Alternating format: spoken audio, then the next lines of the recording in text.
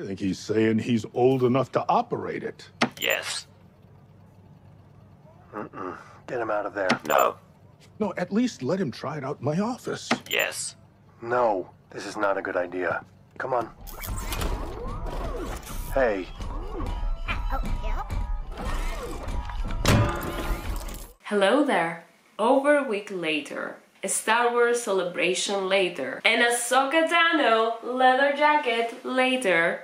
Hello, how are you? Let's talk about the recent episode of The Mandalorian, which is chapter 23. The reason why I didn't upload a reaction video of this episode is because I watched this episode already while I was in the Lucasfilm panel. I was very lucky to be selected to have a seat in the Lucasfilm panel in Galaxy Stage, and oh boy did they do some announcements there. We watched the Ahsoka trailer, the Andor trailer, the Acolyte trailer, the Skeleton Crew trailer, and they made some very big announcements regards to the future Star Wars movies that are gonna be published. We will have one movie that will be about the first Jedis ever, another movie that will be directed by Dave Filoni himself, and it will be around the Mandoverse, and we will have another movie 15 years later after The Rise of the Skywalker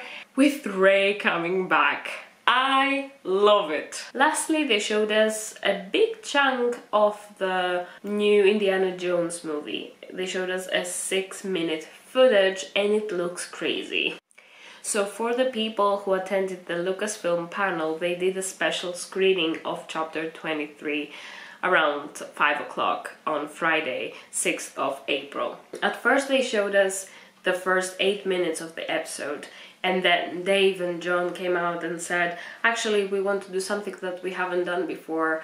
We want to show you the whole episode, which was epic. I thank them for it. And let me tell you, the atmosphere in that Galaxy Stage was electric. Unbelievably good. People cheered when Moff Gideon appeared, with Thrawn being mentioned. Then they cheered again when IG-12 made his appearance. I love that moment. Then again we cheered when Bo-Katan actually managed to gather people to go to Mandalore.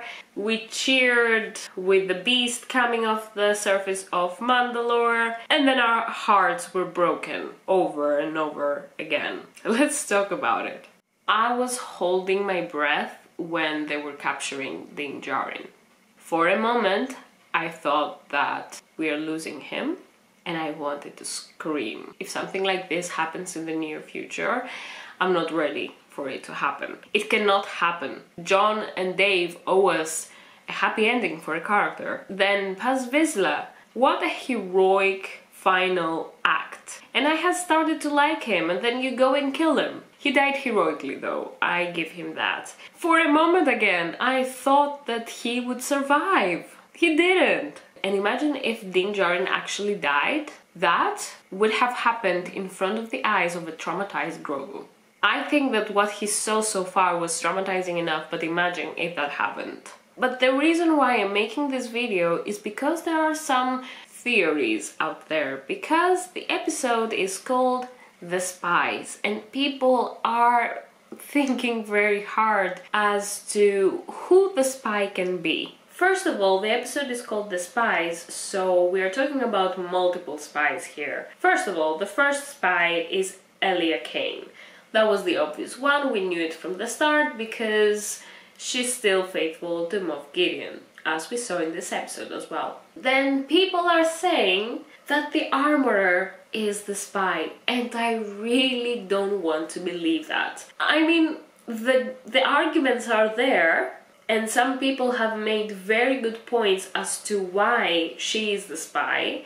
For example, even the helmet is very similar to Moff Gideon's. They both have Darth Maul's, little horns on their helmet, which might suggest that they come from the same, clan. And then people are making the argument that why is Moff Gideon so obsessed with Mandalorians unless he was one himself? And then those people make the link to the helmet that is very similar to the armorers. Then the other argument around the armorer being the spy is that she left the battle very conveniently, at a very convenient time. And I will give them that, because she should have stayed. But then again, she wants to unify Mandalorians, both parties. So securing that no more Mandalorians were injured wouldn't actually be out of character for her. Then people are saying that she is Moff Gideon's spy because she didn't allow Din Djarin to remove his helmet, but she did allow Bo-Katan, so that's out of character for her. So her saying that we need to unify Mandalorians is a way of her becoming the ruler of the Mandalore that she wants to build. All of those arguments are very good, but I still don't want to believe that. I believe that people change, and probably she's seen that following blindly the way doesn't help to unify the Mandalorians. And she is the armorer after all. She is responsible for her people.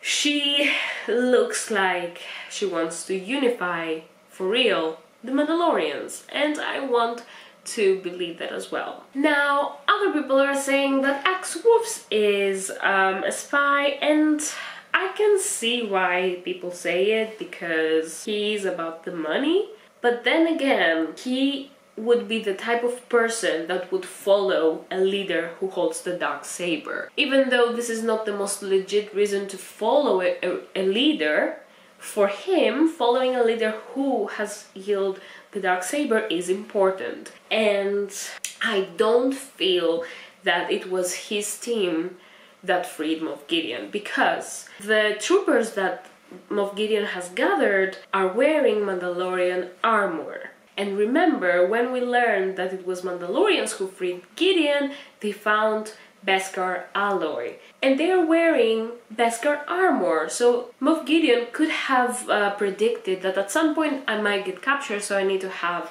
a plan for that. So then his troopers came and freed him. That wouldn't be out of, character for him or so exaggerated.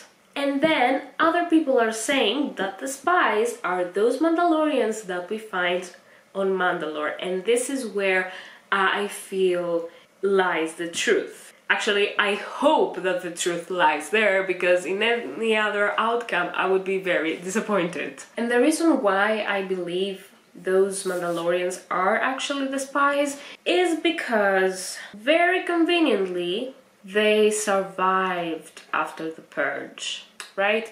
They survived in a planet that doesn't really look like it has much of a life, like not many plants or animals to kill in order to survive. Then you're there after the purge and you survive with your team, and you don't notice Imperial activity, you don't notice that somebody has come in your planet and has occupied him and has built a facility that takes years to build. That's very, very sketchy for me. And from all the people that could be the spy, I think they have the biggest motive to be one, because they were left behind.